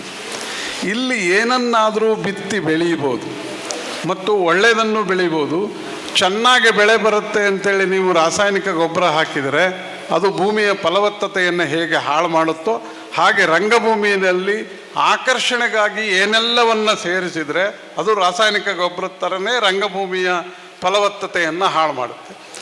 ರಂಗಭೂಮಿಗೂ ಕೃಷಿ ಭೂಮಿಗೂ ಇರುವ ಇನ್ನೊಂದು ಸಾಮ್ಯ ಏನು ಅಂತಂದರೆ, ರಂಗಭೂಮಿಯನ್ನು ಮೆಟ್ಟಲಾಗಿಕೊಂಡು ಕಿರುತೆರೆಗೆ, ಸಿನಿಮಾಕ್ಕೆ ಎಲ್ಲ ಹೋಗ್ತಾರೆ ಜನ ಸಾಧಾರಣವಾಗಿ. ನಮ್ಮಲ್ಲಿ ಇಲ್ಲಿ ಕೃಷಿ ಭೂಮಿಯಲ್ಲಿ, ಇಲ್ಲಿ ಸುತ್ತಮುತ್ತ ನಮ್ಮಲ್ಲಿ ಈಗ ಜನ ಇಲ್ಲ, ಎಲ್ಲ ಬೆಂಗಳೂರಲ್ಲಿದ್ದಾರೆ, ಇಲ್ಲ ಅಮೇರಿಕಾದಲ್ಲಿದ್ದಾರೆ, ಸಿಂಗಾಪುರದಲ್ಲಿದ್ದಾರೆ, ಎಲ್ಲ ಬಹುತೇಕ ಜನ ಎಲ್ಲ. ಎಲ್ಲೇ ಇದ್ದರೂ ಮನೆಯಲ್ಲಿ 1 ಎಕರೆ ಭೂಮಿ ಇದೆ ಅನ್ನೋದು ಒಂದು ಸ್ಥೈರ್ಯ, ಒಂದು ಧೈರ್ಯ ನಮಗೆ. ರಂಗಭೂಮಿಯನ್ನು ನಂಬಿ ಕಿರುತೆರೆಗೋ ಸಿನಿಮಾಕ್ಕೋ ಹೋದವರಿಗೂ ಕೂಡ ಅದೇ ಧೈರ್ಯ. ಏನಿದ್ದರೆ ಹೋದರೂ ಕೂಡ ವಾಪಸ್ ಇಲ್ಲಿ ರಂಗಭೂಮಿಯಲ್ಲಿ ಬಂದು ನಾನು ಏನಾದ್ರು ಮಾಡಬಲ್ಲೆ, ಕನಿಷ್ಠ 2 ಹೊತ್ತಿನ ಊಟ ಹಾಕುವಷ್ಟು ರಂಗಭೂಮಿ ಕೊಡುತ್ತೆ. ಹಾಗೆ ನೀವು ಸಿಂಗಾಪುರದಲ್ಲಿರಲಿ, ಅಮೇರಿಕಾದಲ್ಲಿರಲಿ ಇರುವ ಮಕ್ಕಳಿಗೆ ಏನು ಅನಿಸಿದೆ ಕೇಳಿದರೆ, ಎಲ್ಲ ಕಡೆ ಕೆಲಸ ಹೋದರೂ ಊರಲ್ಲಿ 1 ಎಕರೆ ಜಮೀನಿದೆ, ನಾನು ಅಲ್ಲಿ ಬದುಕಬಲ್ಲೆ ಅನ್ನುವಂಥ ಧೈರ್ಯವನ್ನು ಕೊಡುತ್ತೆ. ಆ ಕಾರಣಕ್ಕಾಗಿಯೇ ಇದು ರಂಗಭೂಮಿ. ರಂಗ ಆಕಾಶ ಅಲ್ಲ, ರಂಗ ನೀರಲ್ಲ, ರಂಗಭೂಮಿ ಅದು. ಅಂಥ ರಂಗಭೂಮಿಯನ್ನು ನಂಬಿಕೆ ಇಟ್ಟು ನೀವು ಹೇಳ್ದಂಗೆ ತಮ್ಮ ಅರಿವನ್ನು ಮೂಡಿಸುವ ಕೆಲಸವನ್ನು ರಂಗಭೂಮಿ ಬಹಳ ವರ್ಷಗಳಿಂದ ಮಾಡ್ಕೊಂಡ್ಬರ್ತಾ ಇದೆ. ನನಗೆ ಕನಿಷ್ಠ ನಮ್ಮ ಸುತ್ತಮುತ್ತಲಿನ ರಂಗನಟರ ಬಗ್ಗೆ, ನಮ್ಮ ಸ್ಥಳೀಯ ರಂಗನಟರುಗಳ ಬಗ್ಗೆ ನಮ್ಮ ಮಕ್ಕಳಿಗೆ ತಿಳಿದ್ರೆ ಅವರ ಜ್ಞಾನದ ವಿಸ್ತಾರ ಆಗೋದರಲ್ಲದೆ ಮಾನವೀಯತೆ ಕೂಡ ಅವರಲ್ಲಿ ಬೆಳೆಯೋದಕ್ಕೆ ಸಾಧ್ಯ ಆಗುತ್ತೆ. ಅಂಥ ಕೆಲಸವನ್ನು ಇಲ್ಲಿಯ ಸುತ್ತಮುತ್ತ ಇದು ಯಕ್ಷಗಾನದ ಸ್ಥಳ. ಇದು ವಾಜಗದ್ದೆ ಯಕ್ಷಗಾನಕ್ಕೆ ಭಾಳ ಪ್ರಸಿದ್ಧವಾದ ಸ್ಥಳ. ನಾನು ಇಲ್ಲಿ ಯಕ್ಷಗಾನವನ್ನು ನೋಡಲಿಕ್ಕೆ ಯಾವತ್ತೂ ಬರದೇ ಇದ್ದರೂ ಕೂಡ ಅದರ ಸಮಾಚಾರಗಳನ್ನೆಲ್ಲ ತಿಳ್ಕೊಳ್ತಾ ಇದ್ದೇನೆ. ನನಗೆ ತಂದೆ ಕಡೆಯಿಂದ ಯಕ್ಷಗಾನವು, ತಾಯಿ ಕಡೆಯಿಂದ ನಾಟಕವೂ ಬಂದಿದ್ದರಿಂದಾಗಿ ನಾನು ಎರಡನ್ನೂ ಅಷ್ಟೇ ಪ್ರೀತಿ ಮಾಡುವ ವ್ಯಕ್ತಿಯಾಗಿರೋದ್ರಿಂದ ಯಕ್ಷಗಾನ ಎಷ್ಟು ಅಷ್ಟೇ ನಮ್ಮಲ್ಲಿ ಇಡೀ ನಮಗೆ ಆ ಸಂಸ್ಕಾರವನ್ನು ಕೊಟ್ಟಂಥದ್ದು ಇವೆರಡೂ ರಂಗಭೂಮಿಗಳು, ಯಕ್ಷಗಾನ ಮತ್ತು ನಾಟಕ ರಂಗಭೂಮಿ. ನೀವು ಇನ್ನೊಂದು ಇನ್ಸಿಡೆಂಟ್ ಹೇಳಿ ನನ್ನ ಮಾತನ್ನು ಮುಗಿಸ್ತೇನೆ. SM ಜಂಬಕೇಶ್ವರ ಅಂತ ಒಬ್ಬ ಭಾಳ ಒಳ್ಳೆಯ ಫೋಟೋಗ್ರಾಫರ್ ಇದ್ದಾರೆ. ಅವ್ರನ್ನ ನಾನು ಒಂದು ಸಲ ಬೆಂಗಳೂರಿಂದ ಕರ್ಕೊಂಬಂದಿದ್ದೆ. ಇಲ್ಲಿ ಕಾನ್ಸೂರ್ ಹತ್ರ ದಂಟ್ಕಲ್ಲು ನನ್ನ ತಂಗಿಯ ಮನೆ, ಅಲ್ಲಿಗೆ ಹೋಗ್ತಾ ಇದ್ದೆ. ರಾತ್ರಿ ಒಂದು 9:30-10 ಗಂಟೆ ಹೊತ್ತಿಗೆ ಹೋಗ್ತಾ ಇದ್ದೆ. ಅದು ತುಂಬ ದಂಟ್ಕಲ್ಲು ನೋಡಿದವರಿಗೆಲ್ಲ ಗೊತ್ತಿದೆ, ಅದು ಕೆಳಗಡೆ ಸುತ್ತಾಡಿ ಒಳ್ಳೆ ಘಟ್ಟದ ಕೆಳಗೆ ಇಳಿದಂಗೆ ಹೋಗಬೇಕು. ದಟ್ಟವಾದ ಕಾಡು ಇರುವಂಥ ಜಾಗ. ನಾವು ರಾತ್ರಿ 10 ಗಂಟೆಗೆ ಹೋಗ್ತಾ ಇದ್ದರೆ ಒಂದು ಹೆಣ್ಮಗಳು ಹೋಗ್ತಾ ಇದ್ದಾಳೆ ರಸ್ತೆಯಲ್ಲಿ. ಆಗ ಜಂಬಕೇಶ್ವರ್ ಹೇಳಿದ್ದು ನನಗೆ, ಸರ್ ಇವರಿಗೇನು ಭಯ ಇಲ್ವಾ ಸರ್, ಇಷ್ಟೊತ್ತಿನಲ್ಲಿ ಹೋಗ್ತಾ ಇದ್ದಾರಲ್ಲ, ಒಂದು ಬ್ಯಾಟ್ರಿ ಬಿಟ್ಕೊಂಡು ಹೋಗ್ತಾ ಇದ್ದಾಳೆ ಅವಳು. ಇಲ್ಲ, ಏನು ಭಯ ಇಲ್ಲ, ಆರಾಮಾಗಿ ಹೋಗ್ತಾರೆ ಅಂತೇಳಿ. ಆಗ ಅವ್ರು ಹೇಳಿದ್ದು, ನಿಜವಾದ ಸ್ವಾತಂತ್ರ್ಯ ಗಾಂಧಿ ಹೇಳಿದ್ರಲ್ಲ, ಆ ಸ್ವಾತಂತ್ರ್ಯ ನಿಮ್ಮೂರಿಗೆ ಸಿಕ್ಕಿದೆ ಅಂತ ಹೇಳಿದ್ರು. ನಮ್ಮೂರಿಗೆ ಅಂಥ ಸ್ವಾತಂತ್ರ್ಯ ಸಿಗೋದಕ್ಕೆ ಕಾರಣ ಯಕ್ಷಗಾನ ಮತ್ತು ನಾಟಕ. ನಮಸ್ಕಾರ.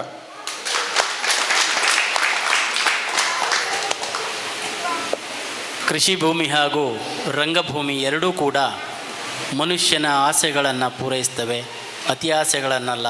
ಅತಿ ಆಸೆಗೆ ಹೋದರೆ ಎರಡೂ ನಾಶವಾಗ್ತವೆ. ಇಂತಹ ಮಾತುಗಳನ್ನು ಹೇಳಿದಂತಹ ಶ್ರೀ ರವೀಂದ್ರ ಭಟ್ ಐನ್ಕೈ ಇವರಿಗೆ ಧನ್ಯವಾದಗಳು. ವಾಜಗದ್ದೆ ಖಂಡಿತವಾಗಿಯೂ ಯಕ್ಷಗಾನದ ನೆಲೆ ಹೌದು. ಈಗ 2-3 ವರ್ಷಗಳಿಂದ ನಮ್ಮ ನಾಟಕವನ್ನು ಕೂಡ ಅಷ್ಟೇ ಪ್ರೀತಿ ಆಧಾರದಿಂದ ಇಲ್ಲಿಗೆ ಆಹ್ವಾನಿಸಿ ನಮ್ಮನ್ನು ಅಷ್ಟೇ ಗೌರವದಿಂದ ಪ್ರೀತಿಯಿಂದ ನೋಡ್ಕೊಳ್ತಾ ಇದೆ. ಹಾಗಾಗಿ ನಾವು ಧನ್ಯರು. ನಮಗೆ ಈ ರೀತಿಯ ಸಹಕಾರವನ್ನು ಕೊಟ್ಟ ಅವರಿಗೂ ಕೂಡ ಹೃತ್ಪೂರ್ವಕ ಧನ್ಯವಾದಗಳು. ಶ್ರೀ ರಮೇಶ್ ಹೆಗಡೆ ಹಾರ್ಸಿಮನೆ, ಅಧ್ಯಕ್ಷರು, ತಾಲೂಕಾ ಪತ್ರಕರ್ತರ ಸಂಘ ಸಿದ್ದಾಪುರ, ಇವರು ಒಂದೆರಡು ಮಾತುಗಳನ್ನ ಆಡಬೇಕು ಕೇಳ್ಕೊಳ್ತೀನಿ. ರಂಗ ಸೌಗಂಧ ತಂಡ ಸಿದ್ದಾಪುರ, ನಾಟಕ ಅಕಾಡೆಮಿ ಹಾಗೂ ಕನ್ನಡ ಮತ್ತು ಸಂಸ್ಕೃತಿ ಇಲಾಖೆಯವರ ಆಶ್ರಯದಲ್ಲಿ ವಾಜಗದ್ದೆಯ ದುರ್ಗಾವಿನಾಯಕ ದೇವಸ್ಥಾನದಲ್ಲಿ ಸ್ಥಳೀಯರ ಸಹಾಯ ಸಹಕಾರದೊಂದಿಗೆ ನಡೆಯುತ್ತಿರುವಂಥ ಜಿಲ್ಲಾ ರಂಗೋತ್ಸವ ಕಾರ್ಯಕ್ರಮ ಮುಕ್ತಾಯದ ದಿನ ಇಂದು. ಕಳೆದ 2 ದಿವಸವೂ ಸೀತಾರಾಮ ಶಾಸ್ತ್ರಿಯವರ ಹಾಗೆ ಇವತ್ತು ಸಹ ನಮ್ಮ ನಾಟಕ ಅಕಾಡೆಮಿಯ ಅಧ್ಯಕ್ಷರಾಗಿರುವಂಥ ನಾಗರಾಜ್ ಸರ್ ಅವರು ಸೀತಾರಾಮ ಶಾಸ್ತ್ರಿಯವರ ನಾಟಕದ ಮಜಲುಗಳನ್ನು ತಿಳಿಸ್ತಾ ಅಷ್ಟೇ ಭಾವುಕರಾಗಿ ಗದಾಯುದ್ಧದ ಒಂದು ಸನ್ನಿವೇಶವನ್ನು ಸಹ, ಮಹಾಭಾರತ ಕುರುಕ್ಷೇತ್ರದ ಒಂದು ಸನ್ನಿವೇಶವನ್ನು ಸಹ ನಮ್ಮ ಎದುರಿಗೆ ತೆರೆದಿಟ್ಟು, ಪ್ರತಿ ವರ್ಷ ರಂಗಸೌಗಂಧದವರು ಸೀತಾರಾಮ ಶಾಸ್ತ್ರಿ ಹುಲಿಮನೆ ಹೆಸರಿನಲ್ಲಿ ನಾಟಕೋತ್ಸವವನ್ನು, ರಂಗೋತ್ಸವವನ್ನು ಮಾಡ್ತಾಯಿದ್ರು. ಅದು ನನಗೆ ಕಾಡ್ತಾ ಇರೋದು ಅಂತಂದರೆ, ರಾಷ್ಟ್ರಪತಿಯವರಿಂದ ಪ್ರಶಸ್ತಿಯನ್ನು ಪಡೆದುಕೊಂಡಂಥ ಸೀತಾರಾಮ ಶಾಸ್ತ್ರಿಯವರು ಅವರ ಹೆಸರಿನಲ್ಲಿ ಪ್ರತಿ ವರ್ಷ ನಾಟಕೋತ್ಸವವನ್ನು ನಡೆಸ್ತಾ ಇರುವಂಥ ನಮ್ಮ ರಂಗಸೌಗಂಧ ತಂಡದವರು ನಾವೆಲ್ಲ ನೆನಪು ಮಾಡ್ಕೊಳ್ತಾ ಇರ್ತೇವೆ. ಸೀತಾರಾಮ ಶಾಸ್ತ್ರಿಯವರ ಬಗ್ಗೆ ಪರಿಚಯ ಇಲ್ಲದವ್ರ ಬಗ್ಗೆ ನಾವು ತಿಳಿಸ್ತಾ ಇರ್ತೇವೆ. ಆದರೆ ಸಮಾಜಕ್ಕೆ ಕಣ್ಣನ್ನು ತೆರೆಸಿರುವಂಥ ಸೀತಾರಾಮ ಶಾಸ್ತ್ರಿಯವರ ನಾಟಕದ ಕುರಿತು ರಾಜ್ಯ ಸರ್ಕಾರವು ಅಥವಾ ನಾಟಕ ಅಕಾಡೆಮಿಯು ಮತ್ತು ಬೇರೆ ಬೇರೆ ಸಂಘ ಸಂಸ್ಥೆಗಳು ಗುರುತಿಸಲಿಲ್ಲ ಅಂತ ನನಗೆ ಒಂದು ರೀತಿಯ ಖೇದ ಇದೆ. ಇವತ್ತು ಯಾರ್ಯಾರ್ದೋ ಹೆಸರಿನಲ್ಲಿ ಪ್ರಶಸ್ತಿಗಳು ಯಾರ್ಯಾರಿಗೂ ಬರ್ತಾ ಇದೆ. ಆದರೆ ಈ ಮಣ್ಣಿನ ಈ ಕ್ಷೇತ್ರದಲ್ಲಿ ದುಡಿದಂತಹ, ನಾಟಕ ರಂಗದಲ್ಲಿಯೇ ತಮ್ಮ ಜೀವನವನ್ನು ಮುಡಿಪಾಗಿಟ್ಟುಕೊಂಡಂತಹ ಸೀತಾರಾಮ್ ಶಾಸ್ತ್ರಿ ಅವರ ಹೆಸರು ಕೇವಲ ವರ್ಷದಲ್ಲಿ ಒಂದೆರಡು ದಿವಸ ಮಾತ್ರ ಮಾಡ್ತಾ ಇರೋದು, ಅದು ನಮಗೆ ಒಂದು ರೀತಿಯ ಖೇದ ಅಂತ ನನಗೆ ಅನ್ನಿಸ್ತದೆ. ಸೀತಾರಾಮ್ ಶಾಸ್ತ್ರಿ ಅವರ ಹೆಸರಿನಲ್ಲಿ ಪ್ರತಿ ವರ್ಷ ನಾಟಕ ಅಕಾಡೆಮಿ ಇರಬಹುದು, ನಮ್ಮ ರಾಜ್ಯ ಸರ್ಕಾರ ಇರಬಹುದು, ಅಥವಾ ಕನ್ನಡ ಮತ್ತು ಸಂಸ್ಕೃತಿ ಇಲಾಖೆ ಇರಬಹುದು, ಇವೆಲ್ಲ ಜಂಟಿಯಾಗಿ ಸೀತಾರಾಮ್ ಶಾಸ್ತ್ರಿ ಅವರ ಹೆಸರಿನಲ್ಲಿ ಪ್ರತಿ ವರ್ಷ ಒಂದು ನಾಟಕೋತ್ಸವವನ್ನು ಮಾಡಬೇಕು. ಆ ರಂಗಭೂಮಿಯಲ್ಲಿ ದುಡಿದಂಥ ಒಬ್ಬ ವ್ಯಕ್ತಿಯನ್ನು ಗೌರವಿಸುವಂಥ ಮನೋಭಾವನೆಯನ್ನು ಬೆಳೆಸ್ಕೊಳ್ಬೇಕು ಅಂತ ನನ್ನ ಒಂದು ಮಾತು. ಅದು ರಂಗ ಸೌಗಂಧದ ಮೂಲಕ ಆದರೆ ಮತ್ತಷ್ಟು ಒಳ್ಳೆಯದು ಅಂತ. ಯಾಕೆಂತಂದರೆ ರಂಗ ಸೌಗಂಧದ ಮೂಲ ಬೇರೆ ಸೀತಾರಾಮ್ ಶಾಸ್ತ್ರಿ ಅವರು. ಅಂಥ ಒಂದು ಹಿರಿಯ ನಾಟಕ ರಂಗಭೂಮಿಯಲ್ಲಿ ದುಡಿದಂಥ ವ್ಯಕ್ತಿಯನ್ನು ನಾವು ಕೇವಲ ರಂಗೋತ್ಸವವನ್ನು, ನಾಟಕೋತ್ಸವ ದಿವಸ ನಾವು ನೆನಪು ಮಾಡಿಕೊಂಡು ಅವರ ಜೀವನವನ್ನು ನಾವಿಷ್ಟೇ ಜನ ಕೇಳ್ಕೊಂಡ್ರೆ ಸಾಲು. ಇಡೀ ನಮ್ಮ ರಂಗಭೂಮಿ, ಇಡೀ ನಮ್ಮ ರಾಜ್ಯ ಅಥವಾ ನಮ್ಮ ಸರ್ಕಾರ ಅಥವಾ ನಮ್ಮ ಕೇಂದ್ರ ಸರ್ಕಾರ ಅವರನ್ನು ಗುರುತಿಸಿ ಪರಿಚಯಿಸುವಂಥ ಕಾರ್ಯವನ್ನು ಮಾಡಿದರೆ ನಿಜವಾದ ಒಂದು ಗೌರವ ಕೊಟ್ಟಾಗೆ ಆಗ್ತದೆ ಅಂತ ನಾನು ಕೇಳ್ಕೊಳ್ತೇನೆ. ಅದಕ್ಕೆ ನಾಟಕ ಅಕಾಡೆಮಿಯವರು ಇಂದಿನಿಂದಲೇ ಕಾರ್ಯಪ್ರವೃತ್ತರಾಗಬೇಕು ಅಂತ ಕೇಳ್ಕೊಳ್ತಾ ಇದ್ದೇನೆ. ಹಾಗೆ ನಮ್ಮ ವಾಜಗದ್ದೆಯ ದುರ್ಗಾವಿನಾಯಕ ದೇವಸ್ಥಾನದ ಸನ್ನಿಧಿಯಲ್ಲಿ ಪ್ರತಿ ವರ್ಷ ಸಾಂಸ್ಕೃತಿಕ ಚಟುವಟಿಕೆಗಳು, ಬೇರೆ ಬೇರೆ ಧಾರ್ಮಿಕ ಚಟುವಟಿಕೆಗಳು ನಡೀತಾ ನಮ್ಮನ್ನೆಲ್ಲ ಜಾಗೃತಿ ಮೂಡಿಸ್ತಾ ಇರೋದು ನಮಗೆ ಒಂದು ರೀತಿಯ ಹೆಮ್ಮೆ ಅನ್ನಿಸ್ತಾ ಇದೆ. ಹಾಗೆ ರಂಗ ಸೌಗಂಧ ತಂಡದಿರಬಹುದು, ಸಿದ್ದಾಪುರದ ಒಡ್ಡೋಲಗ ಸಂಸ್ಥೆ ಇರ್ಬೋದು, ನಾಟಕವನ್ನು ಪ್ರದರ್ಶಿಸುತ್ತಾ ನಮ್ಮ ನಾಗರಾಜ್ ಸರ್ ಅವರು ಹೇಳಿದಾಗೆ ಜನರಲ್ಲಿ ಜಾಗೃತಿಯನ್ನು, ಇವತ್ತು ನಾವು ಬೇರೆ ಬೇರೆ ಸಮಸ್ಯೆಗಳನ್ನು ಎದುರಿಸ್ತಾ ಇದ್ದೇವೆ. ನಾವು ಆ ಎಲ್ಲ ಸಮಸ್ಯೆಗಳನ್ನು ನಾಟಕದ ಮೂಲಕ ಪ್ರದರ್ಶನ ಮಾಡುವುದರ ಮೂಲಕ ಜನರನ್ನು ಜಾಗೃತಿಗೊಳಿಸಬೇಕಾದಂಥ ಕರ್ತವ್ಯ ಆ ನಾಟಕ ರಂಗ ಸಂಘಟನೆಯವ್ರದ್ದು ಅಷ್ಟೇ ಜವಾಬ್ದಾರಿ ಇದೆ, ಅಷ್ಟೇ ಸಾರ್ವಜನಿಕರದ್ದು ಇದೆ. ಅಂಥ ಸಮಸ್ಯೆಗಳಿಗೆ ಮೂಲ ಕಾರಣಕರ್ತರಾದಂಥವ್ರು ನಾವು ಎನ್ನುವುದನ್ನು ಸ್ವಲ್ಪ ನಾಗರಾಜ್ ಸರ್ ಅವರು ತಿಳಿಕೊಟ್ಟಿದ್ದಾರೆ. ಆ ಸಮಸ್ಯೆಗಳಿಗೆ ಕಾರಣಕರ್ತರಾದಂಥವರನ್ನೂ ಸಹ ಗುರುತಿಸಿ ಅದಕ್ಕೆ ಪರಿಹಾರವನ್ನು ಗುರುತಿಸುವಂಥ ನಾಟಕ ಪ್ರದರ್ಶನಗಳು ನಮಗೆಲ್ಲರಿಗೂ ಮಾದರಿಯಾಗಲಿ. ಅಂಥ ಪ್ರದರ್ಶನಗಳ ಮೂಲಕ ಜನ ಜಾಗೃತಿಯಾಗೋದರ ಜೊತೆಗೆ ಸಮಾಜ ಜಾಗೃತಿ ಆಗಬೇಕು. ಆ ಮೂಲಕ ನಿಮ್ಮೆಲ್ಲರ ನಡುವೆ ನಾಟಕ ಯಾವತ್ತೂ ಇರಬೇಕು ಎನ್ನುವ ಆಶಯವನ್ನು ವ್ಯಕ್ತಪಡಿಸ್ತಾ ನನ್ನ ಮಾತನ್ನು ಮುಗಿಸ್ತೇನೆ. ಸೀತಾರಾಮ್ ಶಾಸ್ತ್ರಿಯವರ ಹೆಸರಿನಲ್ಲಿ ರಾಜ್ಯ ಮಟ್ಟದಲ್ಲಿ ಒಂದು ಕಾರ್ಯಕ್ರಮ ಅಥವಾ ಪ್ರಶಸ್ತಿ ಪುರಸ್ಕಾರಗಳು ಆಗಲಿ ಎನ್ನುವಂತಹ ಆಶಯವನ್ನು ವ್ಯಕ್ತಪಡಿಸಿದಂತಹ ಶ್ರೀ ರಮೇಶ್ ಹೆಗಡೆ ಆರ್ಸಿಮನೆಯವರಿಗೆ ಧನ್ಯವಾದಗಳು. ಶ್ರೀ ಗಣಪತಿ ಹೆಗಡೆ ಸೂಳುಗಾರ ಅಧ್ಯಕ್ಷರು, ದುರ್ಗಾವಿನಾಯಕ ಕೃಷಿಕ ಸಂಘ ವಾಜಗದ್ದೆಯವರು ಒಂದೆರಡು ಮಾತುಗಳನ್ನ ಆಡಬೇಕು ಕೇಳ್ಕೊಳ್ತೀನಿ. ಗ್ರಾಮದೇವರಿಗೆ ವಂದಿಸಿಕೊಳ್ತಾ ವೇದಿಕೆಯ ಮೇಲೆ ಇರುವಂತಹ ಎಲ್ಲ ಗಣ್ಯರಿಗೂ ವಂದನೆಯನ್ನು ತಿಳಿಸ್ತಾ, ಹಾಗೆ ಸಭೆಯಲ್ಲಿರುವಂತಹ ಎಲ್ಲ ರಂಗಾಸಕ್ತರಿಗೂ ವಂದಿಸಿಕೊಳ್ತಾ, ಎರಡು ಮಾತು ಸಾಕೇನು, ಯಾಕೆಂದರೆ ಟೈಮ್ ಆಗಿಬಿಟ್ಟಿದೆ. ಈ 3 ದಿನಗಳ ಕಾಲದ ಈ ರಂಗೋತ್ಸವ ಕಾರ್ಯಕ್ರಮದ ಅಂತಿಮ ಭಾಗದಲ್ಲಂತೂ ಇದ್ದೇವೆ ನಾವು. ಅದರಲ್ಲೂ ವಿಶೇಷವಾಗಿ ಇವತ್ತು ಆಯೋಜಕರದ್ದೇ ರಂಗ ಸೌಗಂಧದವರು ಇವತ್ತಿನ ಕಾರ್ಯಕ್ರಮ. ಇಲ್ಲಿ ಒಂದು ವಿಷಯ ಅಂದರೆ, ಮೊನ್ನೆ ಉದ್ಘಾಟನೆಗೊಂಡು ಇವತ್ತು ಸಮಾರೋಪದವರೆಗೂ ಒಂದು ವಿಷಯ ಮೆಲುಕು ಹಾಕ್ತಾನೇ ಇದ್ದಾರೆ. ಅಂದರೆ ಎಷ್ಟು ಅದಕ್ಕೆ ಸತ್ಯದ ಮಾತು ಅಂತ ಕೇಳಿದರೆ, ರಂಗಭೂಮಿಯಿಂದ ಮಾತ್ರ ಸಮಾಜಕ್ಕೆ ತಿದ್ದುವಂಥ ಅವಕಾಶಗಳು ಜಾಸ್ತಿ ಅನ್ನೋದು, ಅದು ಎಷ್ಟು ಸತ್ಯವಾದ ಮಾತು ನೋಡಿ. ಅವತ್ತು ದುಂಡಿಯವರು ಕೂಡ ಅದನ್ನೇ ಹೇಳಿದರು, ಇವತ್ತು ನಾಗರಾಜ ಮೂರ್ತಿಯವರು ಕೂಡ ಅದನ್ನೇ ಹೇಳ್ತಾ ಇದ್ದಾರೆ. ಆದರೆ ಇದು ಸ್ವಲ್ಪ ವಿಸ್ತರಿಸಿ ಅಥವಾ ಬದಲಾಗಿ ಹೇಳಬೇಕು ಅಂದರೆ, ಸಮಾಜಕ್ಕೆ ಏನು ಕೊಡಬೇಕು ಅನ್ನೋದನ್ನು ಬರೆಯೋರು ಬರಹಗಾರರು, ಆದರೆ ಹೇಗೆ ಸಮಾಜಕ್ಕೆ ಮುಡಿಸ್ಬೇಕು ಅನ್ನೋರು ನಿರ್ದೇಶಕರು, ಸಮಾಜಕ್ಕೆ ಅದನ್ನು ಇದೇ ರೀತಿಯಲ್ಲಿ ಮುಡಿಸ್ಲೇಬೇಕು ಅನ್ನೋರು ಕಲಾವಿದರು ನನಗನ್ನಿಸೋ ಪ್ರಕಾರ. ಅಂದರೆ ಇವತ್ತು ಅದು ಎಲ್ಲವೂ ಮೀಳೈಸಿ ಇವತ್ತು 3 ದಿನಗಳ ಕಾಲ ನಮ್ಮೂರಿನಲ್ಲಿ ಆ ಕಾರ್ಯಕ್ರಮ ನಡೀತಾ ಇದೆ. ಅದು ನಮ್ಮೂರಿನ ಹೆಮ್ಮೆ ಅನ್ನೋದು ನನಗೆ ಮೊದಲನೇದಾಗಿ ಕಾಣ್ತಾ ಇದೆ. ಇದು ಇದೇ ರೀತಿಯಲ್ಲಿ ಮತ್ತು ಮುಂದುವರಿಲಿ, ನಮ್ಮೂರಿನಲ್ಲಿ ಆಗಲಿ ಅಂತ ಹೇಳ್ತಾ ನನ್ನ 2 ಮಾತನ್ನು ಮುಗಿಸ್ತೇನೆ. ಶ್ರೀ ಗಣಪತಿ ಹೆಗಡೆ ಸೂಳುಗಾರ್ ಇವರಿಗೆ ಧನ್ಯವಾದಗಳು.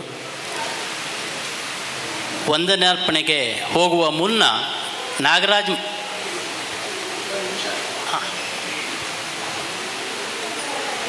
ಆತ್ಮೀಯರೇ, ನೋಡಿ, ನಮ್ಮ ರವೀಂದ್ರ ಭಟ್ ಅವರು ನಮಗೆ ಇವತ್ತು ಸುಲಭನಾಗಿ ಬೆಳಗ್ಗೆಯಿಂದ ಸಾಯಂಕಾಲದವರೆಗೂ ಸಿಕ್ಕವ್ರೆ.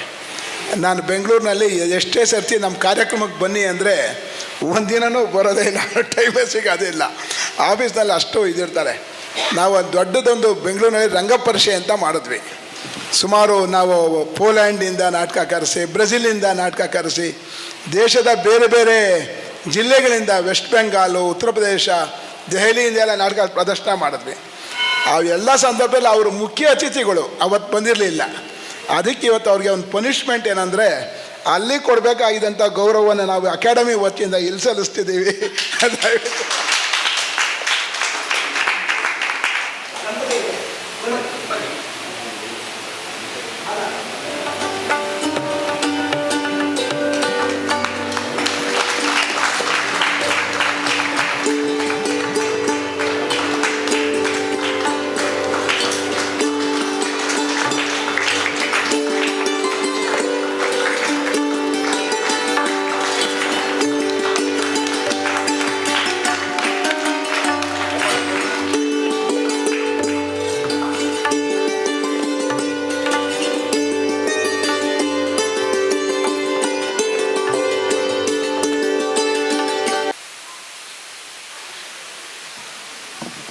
ಅಕಾಡೆಮಿಯ ಕಾರ್ಯವ್ಯಾಪ್ತಿ ಭಾಳ ಚಿಕ್ಕದು.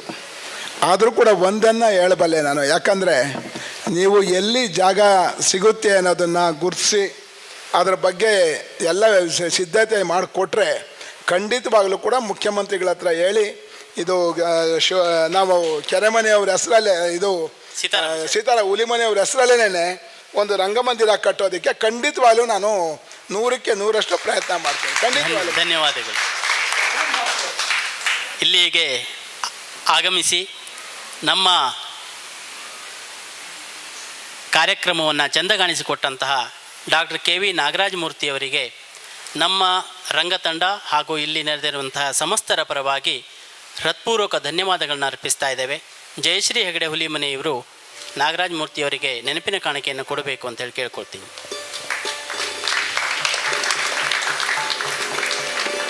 ತಮ್ಮ ಕಾರ್ಯ ಒತ್ತಡದ ನಡುವೆಯೂ ಕೂಡ ಇಲ್ಲಿಗೆ ಆಗಮಿಸಿ ಈ ಕಾರ್ಯಕ್ರಮವನ್ನು ಸುಂದರ ಮಾಡಿಕೊಟ್ಟಂತಹ ಶ್ರೀಯುತ ರವೀಂದ್ರ ಭಟ್ ಐನ್ಕೈ ಅವರಿಗೆ ನಾವು ಹೃತ್ಪೂರ್ವಕ ಧನ್ಯವಾದಗಳನ್ನು ಸಮರ್ಪಿಸ್ತಾ ಇದ್ದೇವೆ. ಪಂಚಮಿ ಹೆಗಡೆ ವಡ್ಡಿನಗದ್ದೆಯವರು ನೆನಪಿನ ಕಾಣಿಕೆಯನ್ನು ಕೊಡಬೇಕು. ನಮ್ಮವರೇ ಆದಂತಹ ತಾಲೂಕಾ ಪತ್ರಕರ್ತರ ಸಂಘದ ಅಧ್ಯಕ್ಷರಾದಂಥ ಶ್ರೀಯುತ ರಮೇಶ್ ಹೆಗಡೆ ಹಾರ್ಸಿಮನೆಯವರು ಈ ಕಾರ್ಯಕ್ರಮದಲ್ಲಿ ಉಪಸ್ಥಿತರಿರುವಂಥವರು. ಹಾಗೆ ಅವರಿಗೆ ಕೂಡ ನಾವು ನಮ್ಮ ಸಂಸ್ಥೆಯ ಪರವಾಗಿ ಎಲ್ಲರ ಪರವಾಗಿ ಧನ್ಯವಾದಗಳನ್ನ ಅರ್ಪಿಸ್ತಾ ಇದ್ದೇವೆ. ರಕ್ಷಿತಾ ಭಟ್ ಲಕ್ಕಿಜಡ್ಡಿಯವರು ನೆನಪಿನ ಕಾಣಿಕೆಯನ್ನು ಕೊಡಬೇಕು ಅಂತೇಳಿ ಕೇಳ್ಕೊಳ್ತೀನಿ. ಶ್ರೀ ಗಣಪತಿ ಹೆಗಡೆ ಸೋಳ್ಗಾರಿವರು ನಮ್ಮೊಂದಿಗಿದ್ದು 3 ದಿನಗಳ ಕಾಲ ಅವರ ಎಲ್ಲ ಸದಸ್ಯರುಗಳು ನಮ್ಮ ಕಾರ್ಯಕ್ರಮವನ್ನು ಉತ್ತಮಗೊಳಿಸಿಕೊಟ್ಟಿದ್ದಾರೆ. ಅವರಿಗೆ ನಮ್ಮ ಸಂಸ್ಥೆಯ ಪರವಾಗಿ ಹೃತ್ಪೂರ್ವಕ ಧನ್ಯವಾದಗಳು. ಶ್ರೀ ರಾಜೇಂದ್ರ ಕೊಳಗಿ ಇವರು ನೆನಪಿನ ಕಾಣಿಕೆಯನ್ನು ಕೊಡಬೇಕು ಅಂತೇಳಿ ಕೇಳ್ಕೊಳ್ತೀನಿ. ಇಲ್ಲಿಗೆ ಆಗಮಿಸಿರುವಂತಹ ಪತ್ರಕರ್ತರು ಹಾಗೂ ಮಹನೀಯರೆಲ್ಲರಿಗೂ ಕೂಡ ಧನ್ಯವಾದಗಳು. ಅದೇ ರೀತಿಯಲ್ಲಿ 3 ದಿನಗಳ ಕಾಲ ನಮಗೆ ಇಲ್ಲಿ ಕಾರ್ಯಕ್ರಮವನ್ನು ಆಯೋಜಿಸಲಿಕ್ಕೆ ಬೇಕಾದಂತಹ ಸರ್ವ ಸಹಕಾರವನ್ನು ಕೊಟ್ಟಂತಹ ದುರ್ಗಾವಿನಾಯಕ ಕೃಷಿಕ ಸಂಘ ಹಾಗೂ ಊರವರು, ನಾಗರಿಕರು ಸರ್ವರಿಗೂ ಕೂಡ ಹೃತ್ಪೂರ್ವಕವಾದ ಧನ್ಯವಾದಗಳು.